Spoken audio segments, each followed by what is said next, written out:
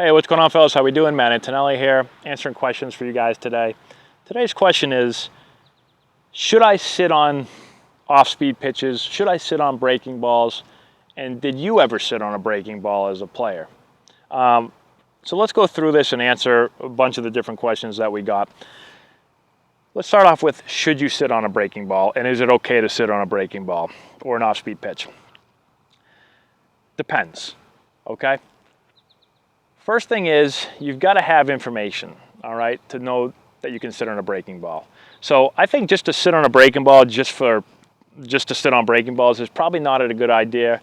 Not a good idea at certain levels, especially lower levels when you don't have any info on guys, right? You don't know when he throws breaking balls, which count, he throws the most breaking balls. Like if you're in the major leagues or you're in pro ball, especially the major leagues, you're going to have tons of information on, this guy throws 61% breaking balls in this count. Maybe I want to sit on the breaking ball in that count, right? When you're younger, it's really tough to know that. So you watch a guy, yeah, you may see him once and he flips a couple breaking balls in there. Maybe at the end of the game, if you see that he's just flipping breaking balls in there, especially in certain counts, maybe first pitch, it's okay to sit breaking ball. I don't have a problem with that. If you can hit breaking balls, right? If it's a hittable breaking ball. If it's just a breaking ball is just kind of flipped over, okay? Then fine, sit on the breaking ball.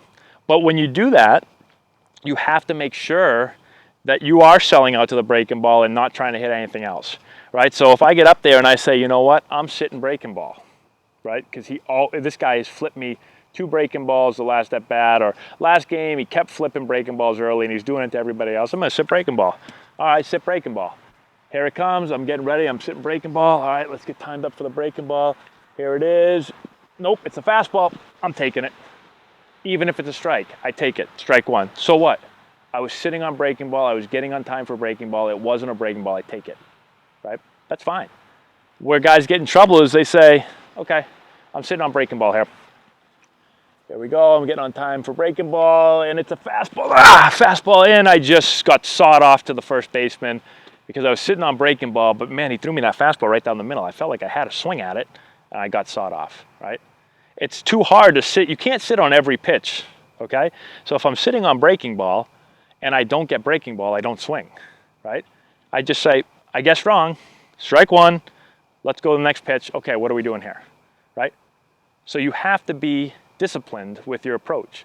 If you decide to sit on something, sit on it, okay? Here's another couple things. If the guy's got a filthy breaking ball, you probably don't want to sit on it, right? So what I see happen a lot of times, we'll be playing somebody and this guy's got like a wipeout slider or something, right? Or a filthy splitter or some just disgusting pitch, okay? And hitters come back to me and go, wow, that slider is unbelievable. I'm gonna have to sit on that thing next time. And I'm like, what? Why the hell are we gonna sit on a disgusting slider, right? You can't hit that slider. Even if you sit on it, you ain't gonna hit it. On those guys, I'd rather get a fastball early and say to myself, okay, I've got to be aggressive now to fastballs early, right? I can't just sit around and wait all day long, because if I get the 2 strikes, it's going to be really hard to hit that splitter or really hard to hit that slider. So I've got to get on that fastball early and hit it, all right? So, for me, I'm not sitting on a filthy slider. If this guy throws the best slider I've ever seen, I'm not going up there saying, oh man, I got to sit on that slider, because I'm still going to miss it, right? Depending if it's a really, really good pitch. So if it's a horse, breaking ball or something, yeah, then I'll sit on it. If it's a flip, get me over, I'm just going to flip it in there for a strike every time, first pitch, I'll sit on that and whack it, right? But not if it's the best slider I've ever seen or a slider that I'm like, oh, I have no chance to hit that. Yeah, let me sit on that thing. Not a good idea, right? Get the fastball, get that early so that I don't have to see that other pitch late, okay? It's very rare that a guy's going to be able to throw you 3 hammer sliders, all in a row, boom, boom, boom, sit down. And I say it's very rare, but if you saw my video that I put up a few months ago about facing Ubaldo Jimenez back when he was with the Rockies, he actually did that to me. He threw me 3 sliders in a row, or curveballs, or whatever they were. They were 90 miles an hour. I don't know what they were. I took a first one, boom. I said, whoa, that was unbelievable. What the hell was that? Oh, my Lord, 90 miles an hour. That was like a breaking ball or something. Oh, okay. Boom, next one, strike 2. Oh, geez, 90 miles an hour again. That's the most disgusting slider I've ever seen. I hope he doesn't throw that a 3rd time. Boom, strike 3. Okay, sit down. right? So, I mean, it has happened before, but it's tough for pitchers to do that, right? Most guys aren't in the major leagues facing Jimenez when he was basically winning the Cy Young or he was runner-up for it or whatever he was that year. Most guys won't do that to you. But again, if he throws an unbelievably filthy, dirty pitch, I'm probably not going to sit on it. I'm going to try to get the fastball early, okay? The other thing you have to think about and what I talk to guys about is, listen, most guys practice hitting fastballs, right?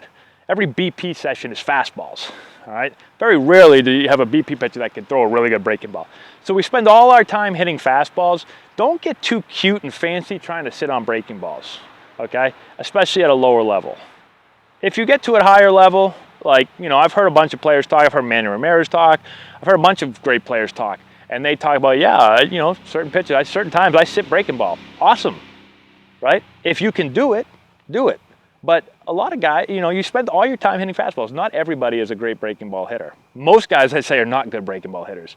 Most guys are, especially younger guys, are better at fastball, better hitting fastballs because that's what they practice. So don't overthink it, especially. And if you don't feel confident and you don't feel like you're a good breaking ball hitter, don't sit breaking ball. Sit the pitch you feel best with. I feel best hitting fastball, sit fastball. Okay? So it's a complicated question and answer, and there's no right answer or wrong answer. It all depends on the pitcher, the situation, the hitter, all that stuff. But I just want to give you guys some things to think about when you're thinking about, should I sit breaking ball? Should I sit fastball? You know, what do I want to do? Okay? I'm all for sitting pitches, and I'm usually for sitting fastball. Unless you know what you're going to get or have a really good idea what you're going to get, then sit on what you're going to get. Okay?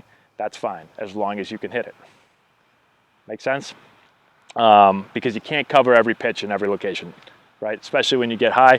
You know, you play in the major leagues, playing pro ball, you can't sit fastball, breaking ball, changeup, splitter. You can't do it. You have to eliminate pitches and you have to sit in certain pitches. But that's at a high level.